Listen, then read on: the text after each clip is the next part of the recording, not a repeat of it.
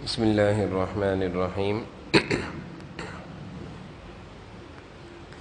الحمد لله والصلاة والسلام على سيدنا محمد وعلى آله وأصحابه أجمعين، أما بعد.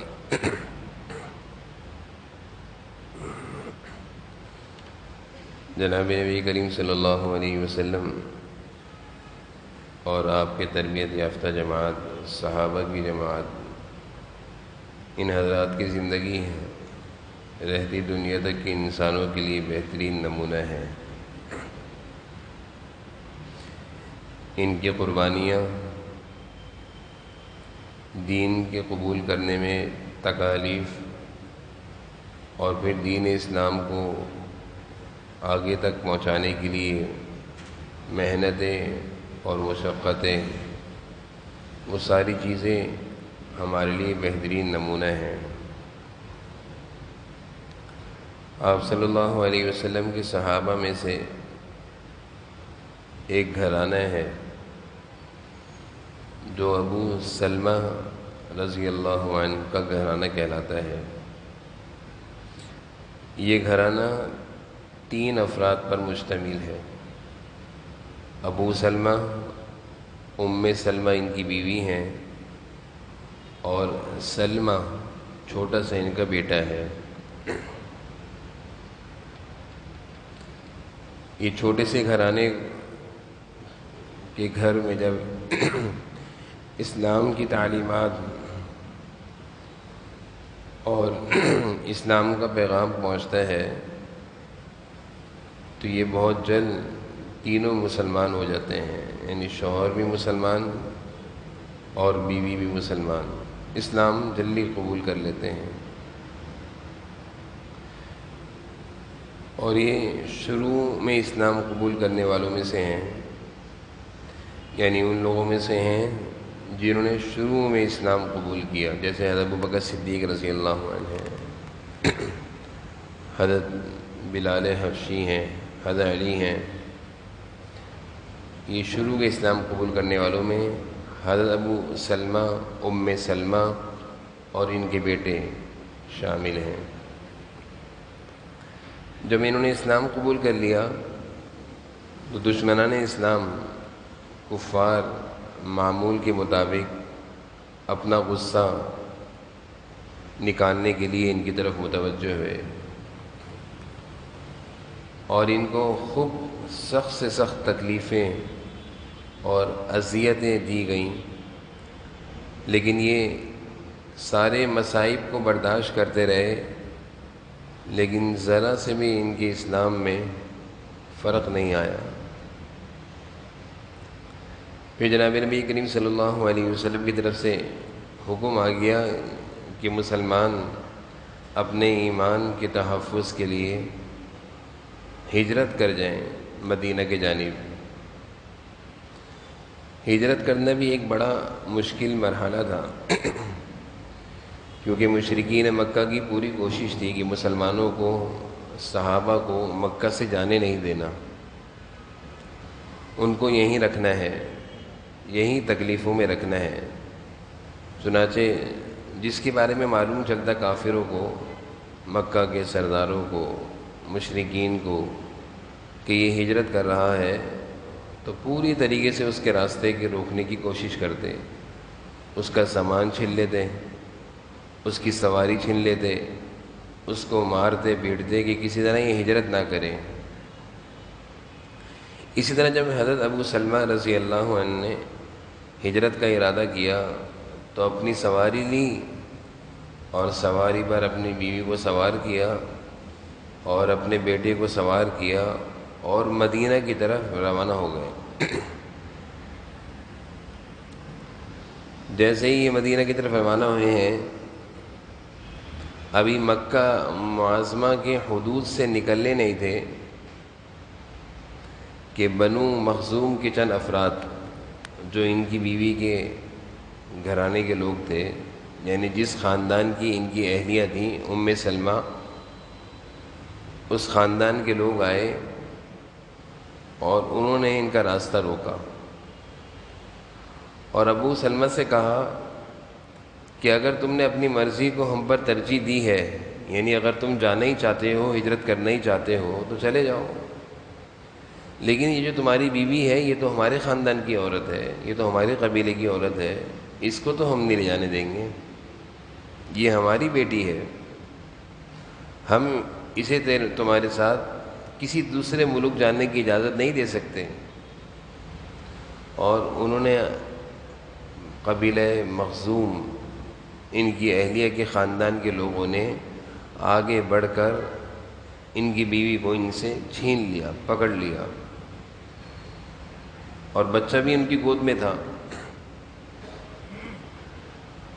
جب بیوی کو لے کر وہ اپنے گھر چلے، اب یہ اکیلے ہیں، ابو سلمہ، بچہ بیوی کے ساتھ ہے، تو ابو سلمہ کے خاندان کے جو لوگ تھے، قبیلے کے لوگ، ان کو معلوم چلا تو وہ آگے بڑھے اور ان کی بیوی سے بچے کو چھین لیا۔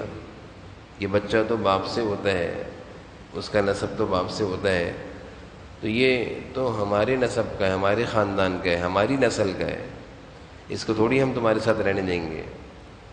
تو بیٹے کو، سلمہ کو، باپ کے گھر والوں نے چھین لیا، اور ان کی اہلیہ کو ان کے خاندان کے لوگ لے گئے، اور حضرت ابو سلمہ اکیلے کھڑے کی کھڑے رہ گئے۔ ام سلمہ کہتی ہے ان کی بیوی کہ یہ وہ گھڑی تھی کہ لمحے بھر میں، تھوڑی ہی دیر میں ہمارا گھرانہ اجڑ گیا، یعنی شوہر ایک طرف، بیوی ایک طرف، بیٹا ایک طرف۔ حضرت ابو سلمہ نے ہجرت کے ارادے سے رکے نہیں، بلکہ ہجرت کر کر روانہ ہو گئے، مدینہ چلے گئے۔ اسلام کو بچانے کے خاطر، اس دین کے خاطر، اندازہ لگائیے کہ صحابہ نے کیسی کیسی تکالیف برداشت کری ہیں۔ کوئی سوچ بھی نہیں سکتا کہ اپنی بیوی کو چھوڑ دیں الگ، اپنے بیٹے کو الگ، شوہر الگ، 3 افراد کا گھرانہ، تینوں جدا جدا۔ بعض روایت میں یہ بھی آتا ہے کہ جب وہ بچے کو ان کی اہلیہ سے چھین رہے تھے، بچے کے ددیال والے بچے کے ننیال والوں سے چھین رہے تھے، تو اس چھینا جھپٹی میں اس معصوم بچے کا ہاتھ بھی ٹوٹ گیا تھا، گود کا بچہ تھا، دودھ پیتا بچہ تھا۔ ام سلمہ اسی تڑپ میں رو رہی تھیں، لیکن کوئی سننے کو تیار نہیں تھا۔ یہ ساری تکلیف، یہ ساری مشقت، یہ سارا دکھ، یہ سارا صدمہ کس کے لیے اٹھایا جا رہا ہے؟ نہ کسی دولت کے لیے، نہ کسی عہدے کے لیے، نہ کسی مال کے لیے، بلکہ اسلام کے تحفظ کے لیے تکلیفیں اٹھائی جا رہی ہیں۔ ام سلمہ کہتی ہیں 1 سال میں نے اس طرح روتے روتے گزارا کہ میرا بیٹا الگ، میری بیوی الگ، میں الگ، میرا شوہر الگ۔ 1 سال تک میں روتی رہتی تھی۔ مکہ کے کچھ نرم دل لوگوں کو مجھ پر رحم آیا، اور انہوں نے میرے گھرانے کے لوگوں سے کہا کہ کیوں اس پر ظلم کر رہے ہو، چھوڑ دو اس کو، جانے دو اس کو اس کے شوہر کے پاس، کیوں روکا ہوا ہے، جاتی ہے جائے۔ تو گھر والوں کو بھی کچھ ترس آیا، چھوڑ دیا کہ جانا چاہتی ہے تو چلی جائے۔ ام سلمہ کہتی ہیں کہ میں نے اپنے گھر والوں سے کہا کہ میں اکیلے جا کر کیا کروں گی، میرا بیٹا ہے، لختے جگر ہے، معصوم ہے، اس کے بغیر تھوڑی جا سکتی ہوں میں۔ تو پھر کچھ لوگوں نے بنو اسد کے پاس گئے، یعنی جو بچے کے ددیال والے تھے، ان سے جا کر کہا کہ بھئی معصوم سا بچہ ہے، اس کو اس کی ماں کے حوالے کرو، کیوں اس کو لیا ہوا ہے؟ ان کے دل بھی نرم ہو گئے، انہوں نے کہا یہ بچہ لینا ہے تو لے لو۔ چنانچہ ام سلمہ کے پاس ان کا بیٹا آ گیا، اور انہوں نے بغیر کسی تاخیر کے کہ کوئی اور رکاوٹ کھڑی نہ ہو جائے، مکہ کی طرف روانہ ہو گئی۔ بیٹا گود میں لیا، اونٹ پر سوار ہوئیں اور مدینہ کی جانب چل پڑیں۔ مدینہ کی جانب کہ اگر میں نے دیر کر دی تو کوئی اور رکاوٹ نہ آ جائے۔ کہتی ہیں جب میں مقام تنعیم پر پہنچی، مقام تنعیم مکہ کے حدود میں ایک جگہ ہے، وہاں پہنچی تو مجھے عثمان بن طلحہ نظر آئے۔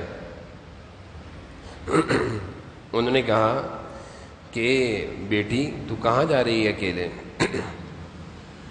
تو ام سلمہ کہتی ہیں میں نے عثمان بن طلحہ سے کہا مدینہ منورہ اپنے شوہر کے پاس جا رہی ہوں. کہا کہ سفر میں تمہارے ساتھ کوئی نہیں ہے؟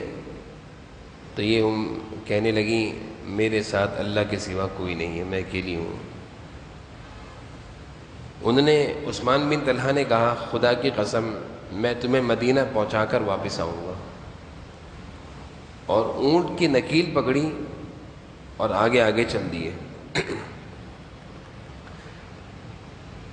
ام سلمہ ابو سلمہ کی بیوی کہتی ہیں عثمان بن طلحہ کے بارے میں کہ خدا کی قسم میں نے عربوں میں اس سے زیادہ نیک اور شریف انسان نہیں دیکھا کہ جب کسی منزل پہ رکنا ہوتا، سواری سے اترنا ہوتا، کچھ کھانے پینے کے لیے بیٹھنا ہوتا تو اونٹ کو بٹھا دیتے، خود دور جا کر کھڑے ہو جاتے. میں اپنے بیٹے کو لے کر سواری سے اترتی، اپنی حاجت ضرورت پوری کرتی، کچھ کھاتی پیتی، فارغ ہوتی، اور جب چلنے کا وقت آتا تو میں سواری کے قریب آ کر اس پر بیٹھ جاتی، یہ اونٹ لے کر پھر چل پڑتے. اس طرح مکہ سے لے کر مدینہ تک کا سفر عثمان بن طلحہ نے ان کو طے کرایا. اور جب مدینہ میں داخل ہوئے، یہ بھی لوگوں کی شرافت تھی، یہ بھی لوگوں کی شرافت تھی کہ کسی ماں بہن سے کی علیحدگی اور اس کی بے بسی سے ناجائز فائدہ نہیں اٹھانا، بلکہ کسی بھی انسان کی کمزوری اور اس کی بے بسی اور اس کی پریشانی سے ناجائز فائدہ نہیں اٹھانا. یہ انسانوں میں خوبیاں ہوتی ہیں کسی کسی میں. آج کل کا معاشرہ تو اتنا خراب ہو چکا ہے کہ جب دیکھتے ہیں کہ کوئی بہن اکیلی ہے، بیوہ ہے اور اس کا کوئی پرسان حال نہیں ہے، تو ہر شخص اپنی حوث سے بھری ہوئی نگاہیں اور شہوت سے بھری ہوئی نگاہوں سے اس پر حملہ آور ہوتا ہے اور اس کی عزت کو نقصان پہنچانے کا پوری کوشش کرتا ہے. گندے معاشرے کی، گندی ذہنیت کی یہی حالت ہوتی ہے. بہرحال عثمان بن طلحہ کے بارے میں ام سلمہ گواہی دیتی ہیں کہ عرب میں میں نے اس سے زیادہ نیک اور شریف انسان نہیں دیکھا کہ اس نے میری طرف آنکھ اٹھا کر بھی نہیں دیکھی. پورا سفر مدینہ پہنچا کر عثمان بن طلحہ نے کہا کہ یہ مدینہ کی وادی ہے، جاؤ. اپنے شوہر سے ملی ابو سلمہ سے اور بہت خوش ہوئیں. ابو سلمہ بھی بہت خوش ہوئے، کہنے لگی میں اپنے شوہر کے ساتھ زندگی گزارنے لگی اور میرے شوہر جناب نبی کریم صلی اللہ علیہ وسلم کے ساتھ غزوہ بدر میں بھی شامل ہوئے، غزوہ احد میں بھی شرکت کی. غزوہ احد میں ان کے شوہر کو ایک زخم لگ گیا تھا، تلوار یا نیزے کا زخم لگ گیا تھا کافروں کی طرف سے ابو سلمہ کو، جس کی وجہ سے وہ شدید تکلیف میں مبتلا ہو گئے اور وہ زخم بڑھتا گیا اور وہ صاحب فراش ہو گئے.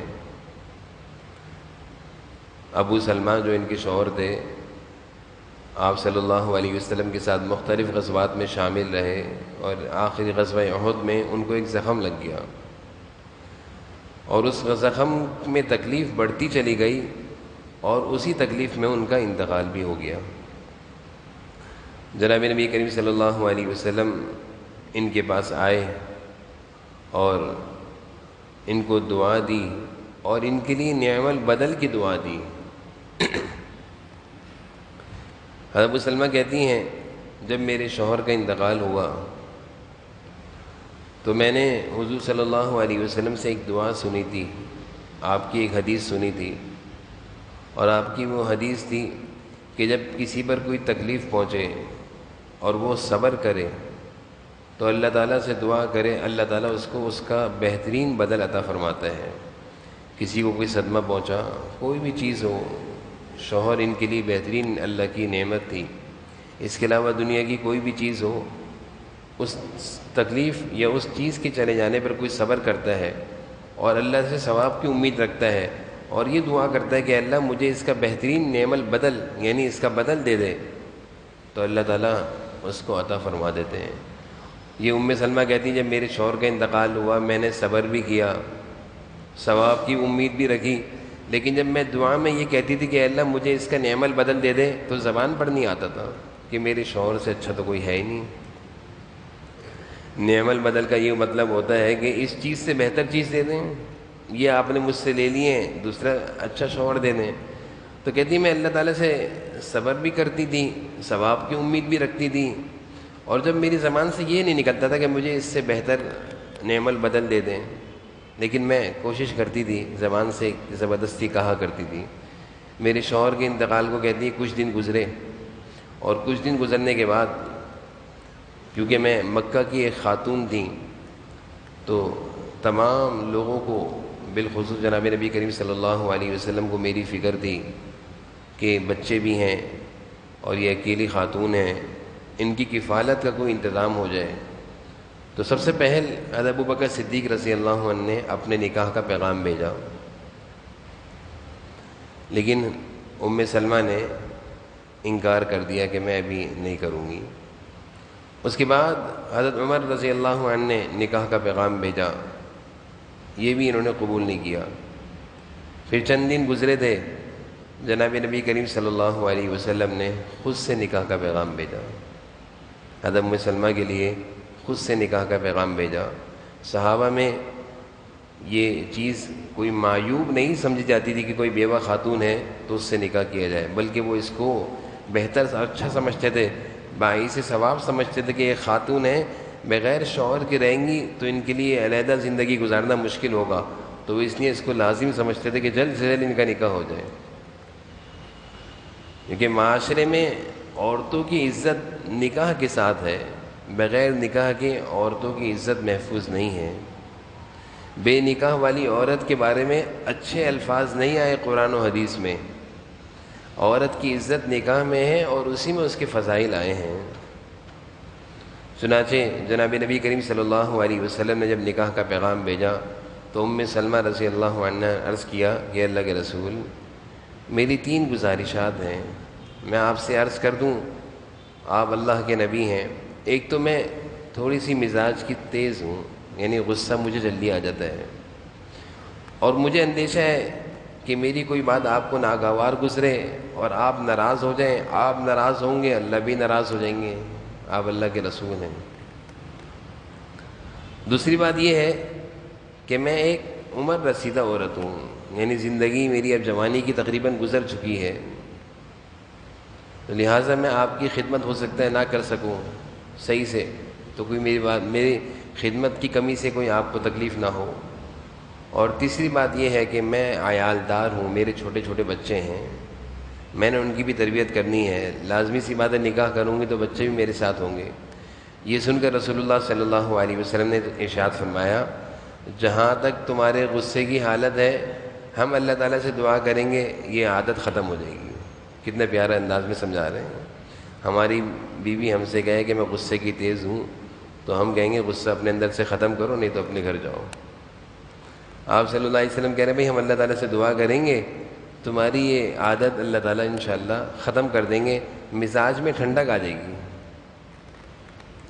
اور جہاں تک تم عمر رسیدہ ہو تو اب میں بھی تمہاری طرح عمر رسیدہ ہوں، اور جو تم نے اپنے بچوں کے بارے میں کہا ہے تو تمہیں پریشان ہونے کی ضرورت نہیں ہے، ان کی تربیت اچھے طریقے سے کرنے کی کوشش کریں گے۔ آپ صلی اللہ علیہ وسلم کی اس طرح تسلی دینے کے بعد انہوں نے آپ صلی اللہ علیہ وسلم کے نکاح کے پیغام کو قبول کیا، اور اس کے بعد یہ کہا کرتی تھیں کہ میں نے جو یہ دعا سنی تھی، حدیث سنی تھی حضور صلی اللہ علیہ وسلم سے، اور میں نے اپنے شوہر کے انتقال پر پڑھی، اور مجھے یقین نہیں آتا تھا کہ اس دعا کے بدلے اللہ تعالیٰ مجھے میرے شوہر سے اچھا کون دے گا۔ اللہ نے مجھے میرے شوہر سے بہت ہی اچھا، سارے انسانوں سے بہت ہی اچھا انسان دے دیا۔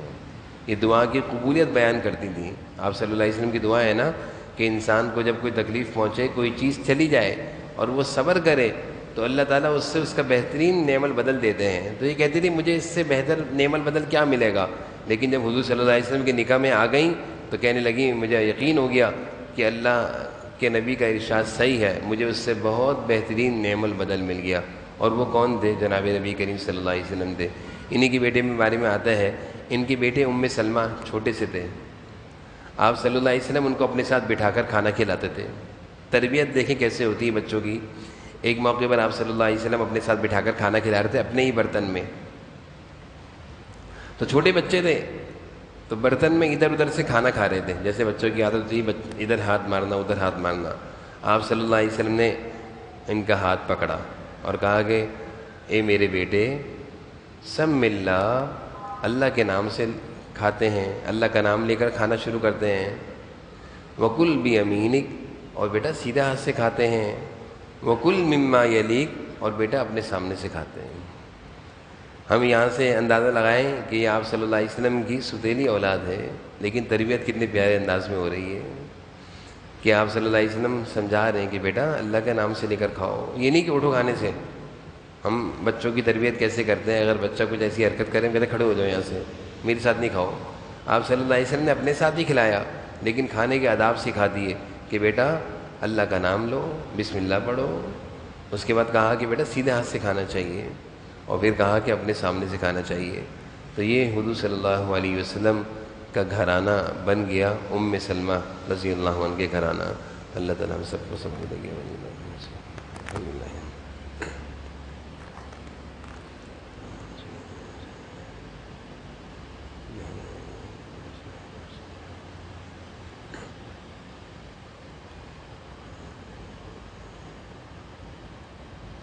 صلی اللہ علیہ وسلم۔